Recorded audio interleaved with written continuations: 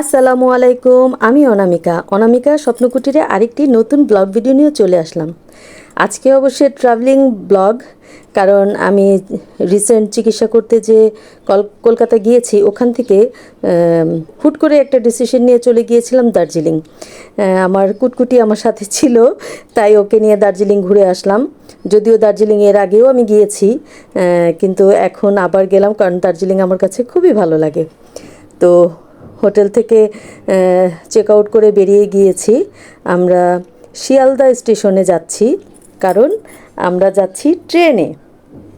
আমরা যাব ট্রেনে। এটা কি শিলিগুড়ি জংশনে নামবো না, আমরা নামবো হলো গিয়ে এনজিপিতে, যেটাকে জলপাইগুড়ি বলে, এনজিপি বলে। আচ্ছা, যাই হোক, আমরা চলে আসছি শিয়ালদা স্টেশনে। দেখেন স্টেশনটা কি সুন্দর। যদিও আমাদের দেশের স্টেশন সুন্দর না, হয়তো হবে কখনো, কিন্তু শিয়ালদা স্টেশন কিন্তু খুবই সুন্দর। আমার তো খুবই ভালো লাগে, কারণ এই মানে ইন্ডিয়াতে স্টেশনগুলিতে আমি দেখেছি যে সব কিছু পাওয়া যায়। আপনার জুয়েলারি দোকানের থেকে ধরে খাবার, সব কিছুই, কি বলবো, মানে যা কিছু আমাদের প্রয়োজন হয়, যে আমি কোথাও ঘুরতে গিয়েছি, কিছু সাথে নিয়েই আপনি ওখান থেকে অনেক কিছু কেনাকাটা করে নিয়ে যেতে পারবেন। শিয়ালদা স্টেশন এরকমই একটা স্টেশন যেখানে আপনি সব কিছু পাওয়া যায়। খুবই ভালো লাগে আমার কাছে। আর আমি মনে করি যে একটা স্টেশনে সব কিছু থাকা উচিত। আমাদের দেশে যেটা কোনো স্টেশনেই আমি দেখি না, খুব কম স্টেশনে দেখা যায় যে বেকারি টেকারি থাকে, কিন্তু ওদের ওখানে কিন্তু তা না। আপনি সব ধরনের খাবার পাবেন, আপনি ভাত তরকারিও পেয়ে যাবেন, আর কি ফাস্টফুড বলি সেটাও আপনি পেয়ে যাবেন, আর জরুরি জিনিসপত্র তো আছেই। এমনকি আমি ওখানে গোল্ডের দোকানও দেখেছি। হ্যাঁ, তারপরে এত সুন্দর ওয়েটিং রুম দেখেছি, যেটা এসি ওয়েটিং রুম। হ্যাঁ, মাত্র 10 টাকা ঘন্টা হিসেবে, মানে 10 রুপি। আমি এখানে যা কিছুই বলবো সব কিছু কিন্তু রুপি হবে। যদিও আমি ভুলে টাকা বলে ফেলি, কিন্তু এটা কিন্তু রুপিটাই হবে, যেহেতু আমি ইন্ডিয়াতে আছি। তো যেটা বলছিলাম, যে এখানে একদম 10 টাকা ঘন্টা, 10 রুপি ঘন্টা আপনি এসি ওয়েটিং রুম পেয়ে যাবেন। একদম ভিতরেই ওয়াশরুম আছে। খুবই ভালো লাগে। আমরা আগেও যদি চলে যাই স্টেশনে, তাতেও কিন্তু কোনো বড় প্রবলেম নেই। এই দেখেন কেএফসিও আছে, কেএফসিও আছে এই শিয়ালদা স্টেশনে।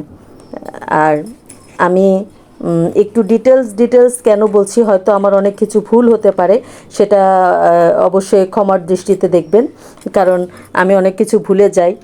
নিজে একটা অসুস্থ মানুষ, যতটুকুই ট্রাভেলিং করি চেষ্টা করি আপনাদের সাথে একটু শেয়ার করার জন্য, যেন আপনাদের একটু উপকার হয়ে যায়।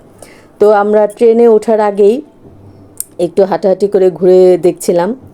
আমাদের প্ল্যাটফর্ম খুব সম্ভবত ছিল 12 মনে হয়, ভুলে গিয়েছি আমি, মনে হয় 12। তো আমরা ট্রেনের দিকে এগিয়ে যাচ্ছি। আমি ইন্ডিয়াতে আমি যে কতবার গিয়েছি এটার কোনো হিসেব নেই, যে আমি কতবার গিয়েছি, কিন্তু আমি ট্রেনে লং জার্নি এই প্রথম করেছি ইন্ডিয়াতে। আমি ট্রেনে লং জার্নি এই প্রথম করেছি, যেটা আমার জীবনের প্রথম অভিজ্ঞতা হবে যে ইন্ডিয়াতে লং রোডের ট্রেন কেমন হয়। এটা আমার প্রথম অভিজ্ঞতা হবে। হ্যাঁ, সেটাই আপনাদের সাথে শেয়ার করে। এই যে ট্রেনটা আমাদের কাছে এগিয়ে আসছে, আমরাও হাঁটছি, ট্রেনও হেঁটে হেঁটে আমাদের কাছে চলে আসছে। তো আমরা গিয়েছিলাম, এটা ছিল দার্জিলিং মেল। হ্যাঁ, ট্রেনের নাম্বার দেয়া আছে, এটা ছিল দার্জিলিং মেল। আমরা শিয়ালদা থেকে এনজেপিতে গিয়েছি দার্জিলিং মেলে করে। আমার কাছে এই ট্রেনটা মোটামুটি খুবই ভালো লেগেছে, ভালো স্পিড ছিল এবং সময় মতো নামিয়ে দিয়েছে। যদি মনে করেন ট্রেনে পাস দিতে হয়, হ্যাঁ, ট্রেন লাইনে যদি কখনো অন্য ট্রেন পাস দিতে হয়, তাহলে অনেক সময় একটু লেট হয়ে যায়। এটা কিন্তু ট্রেন স্লো চলছে তার জন্য না, অনেক সময় আপনি জানেন না কিন্তু আপনার পাস দিতে হবে, তখন তো আপনি আরেকটা ট্রেনকে যখন পাস দিবেন, আপনার ট্রেনটা তো একটু লেট হবেই। এতে এমন কোনো বড় ইস্যু না এটা। যাই হোক, অনেকে এর জন্য ট্রেনকে গালাগালি করে যে এই ট্রেন এত লেটে আসছে, এটা সেটা। আসলে অনেক সময় এই প্রবলেমগুলির জন্য লেট হয়ে যায়।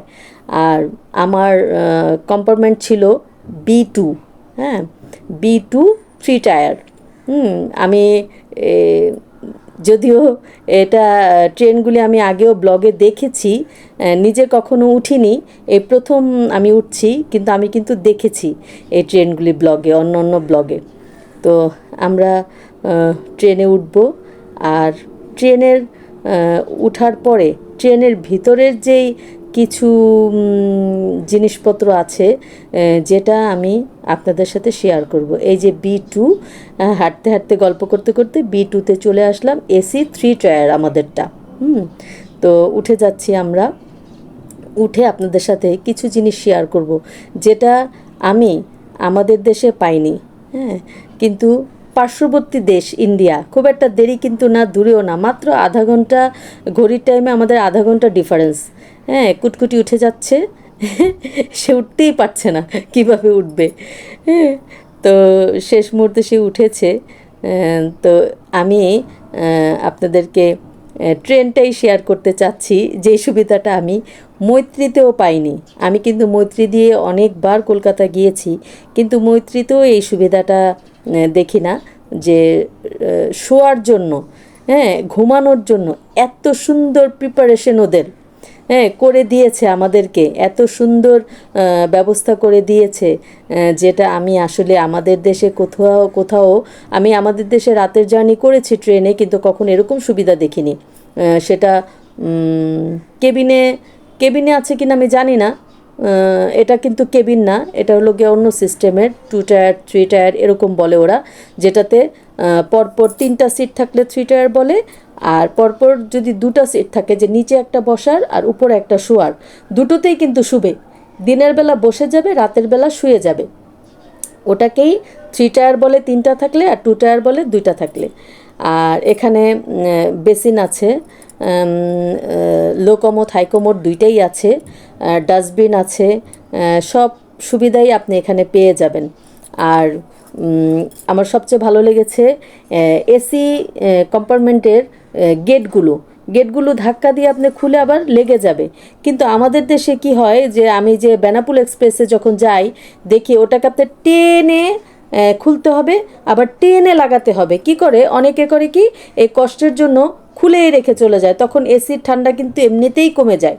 দুই পাশের দুই দিকের ডোর যদি কেউ খুলে রাখে, তো এসির ঠান্ডাটা তো থাকবে না। এই যে আমি দেখাচ্ছি, দেখেন, এইভাবে উঠতে হয়, এটা হলো মাঝখানে চলে যাবে, এই যে যেটা পিছনের হেলানের সিট, এটা কিন্তু মাঝে চলে যাবে একটা সময়, আর উপরে একটা আছে আর নিচে একটা আছে। তো আমাদের সিটগুলো পড়েছিল 2টা মাঝে আর একটা উপরে, নিচের সিট দুটো কিন্তু আমরা পাইনি। যদিও আমরা একদম মানে হুট করে ডিসিশন নিয়ে চলে গিয়েছিলাম, তাই মন মতো সিট পাওয়া তো যাবেই না, আমরা তৎকাল টিকিট করেছি, মানে ওই মুহূর্তে ইমার্জেন্সি টিকিট করেছি, যার কারণে আমরা উপরেই পেয়েছি, মাঝে 2টো সিট আর উপরে একটা সিট। তো আর রাতের বেলা আরেকটু আশ্চর্য হলাম যখন দেখলাম এত সুন্দর প্যাকেট করা, একদম কাগজে প্যাকেট করা চাদর এলো। হ্যাঁ, সেটা আমি আরেকটু আশ্চর্য হলাম। বালিশ আর ব্ল্যাঙ্কেট তো আমি ওখানে দেওয়াই দেখেছি, যে ওরা ধোয়া একদম এত নিট অ্যান্ড ক্লিন, যে বলার বাইরে। আপনি চাদরগুলো একদম ওয়াশ করে আয়রন করে তারপরে ওগুলোকে দেওয়া হয়। তো তারপরে দেখি রাতের বেলা সেই প্যাকেটে করে নিয়ে আসছে, সেটার মধ্যে ছিল চাদর, 2টো চাদর, একটা টাওয়াল, একটা গায়ে দেওয়ার, একটা বিছানোর, আর টাওয়াল তো মুখ মোছার। তো আমার কাছে এটা খুবই ভালো লেগেছে, আপনাদের সাথে শেয়ার করলাম। কার কেমন লাগলো বলবেন। আপনারা যদি কখনো এই রোডে কলকাতা টু শিলিগুড়ি বা NGB আপনারা ট্রাভেল করেন, আপনাদের জন্য খুবই ভালো হবে। ভালো থাকবেন। আসসালামু আলাইকুম।